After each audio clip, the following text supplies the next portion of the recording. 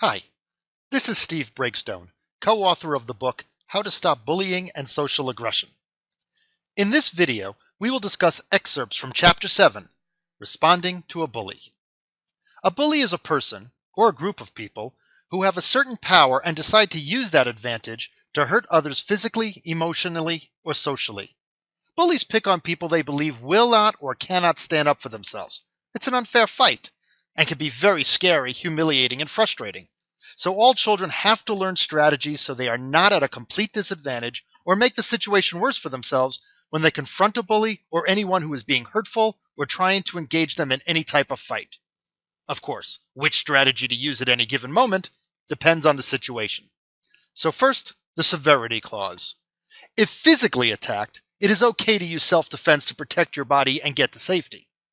But the thing is, most bullying is not physical, and therefore a physical response is not usually appropriate or wise.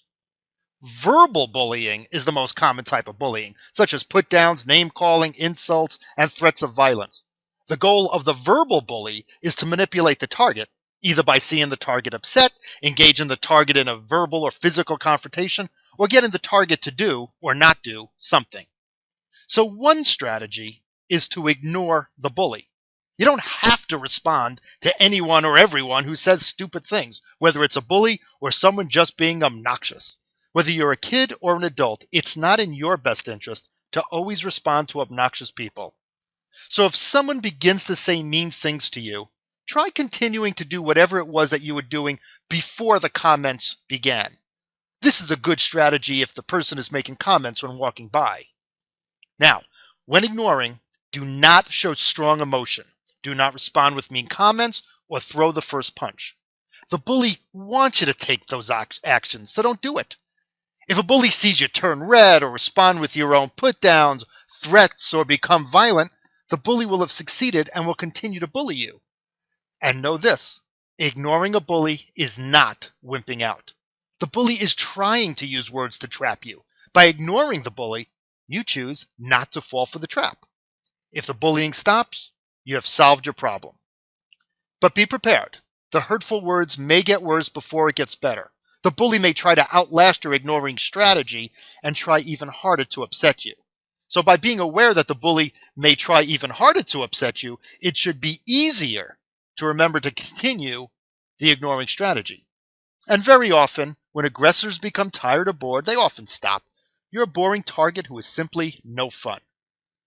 Now, on the other hand, ignoring the bully does not always work. Sometimes a bully will continue to taunt you, and there's only so much taunting or verbal abuse anyone should tolerate.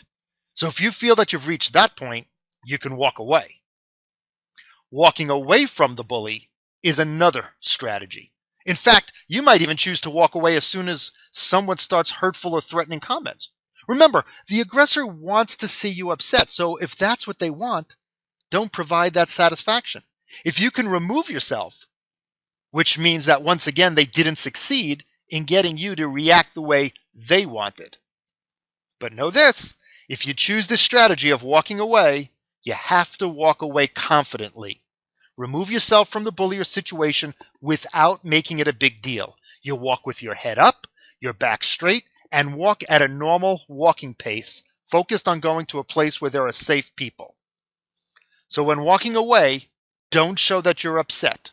Don't walk with your head down or your shoulders slumped. Don't shuffle or look like you're dragged or defeated. Don't make large movements or swing your arms when you walk. And don't walk to where you'll be more at risk, such as an empty part of the recess field, an empty hallway, or a bathroom, even if the bully is of the opposite sex. And we suggest practicing how to walk away and have a friend or adult critique you. As you're walking, listen and look through the corner of your eye to determine if the bully is following you. If the bully follows you for more than 10 or 15 steps, you really should be prepared to speak up. The strategy didn't work as planned, so you need to try another strategy. And another strategy is telling the bully to stop. If ignoring or walking away doesn't work, it's time to speak up. And also, there are times when you cannot or should not ignore or walk away from someone who is taunting you. For instance, if someone is wadding up paper and throwing it at you, ignoring or walking away without saying anything may be considered weak. If and when you tell the bully to stop, you have to say it assertively and position yourself in a way that protects your body if the bully decides to become physically attacking to you. So things to know when you stand up to a bully. When talking to a bully, face the person at a 45-degree angle and maintain a distance of 1.5 to 2 arms lengths. Standing at a 45-degree angle protects your body if the person continues to walk towards you. If he or she moves towards you, you can sidestep while still retaining balance and maintaining a safe distance. Also, if they decide to become physically violent, there's a better chance that your arm or the side of your body will get hit, not the more vulnerable areas such as the face or groin. This is a common self-defense technique. And by maintaining a distance of 1.5 to 2 arms length, if they decide to hit or grab you, it gives you some room to block or deflect contact. Once you've turned towards the bully, you must say something short, such as stop, or cut it out, or leave me alone, or I'm not going to do that. This must be said using confident body language, eye contact, and a confident tone of voice. So, in order to accomplish this, you must, 1, be calm. The bully wants you to become upset, so you have to work hard to remain calm.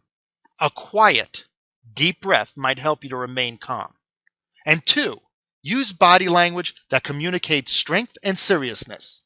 Like I said before, head up, back straight, arms down in front or beside you, and feet at shoulder width.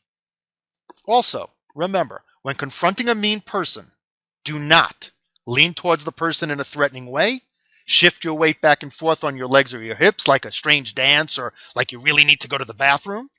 Do not fold your arms across your chest, rest your hands on your hips, move your hands or head around, have your hands in your pockets, point at the bully, or stand as if you're a soldier at attention or stiff as a statue. Remember, stand still, hands down in front, head up, look the person in the eye, and say what you have to say, short and to the point, and then walk away again. But what if they continue to follow you or continue to bully you? If these strategies don't work, you're going to need help to prevent the situation from continuing or even getting worse. So, talk to an adult you trust, an adult you believe will help you and not make the situation worse or humiliating.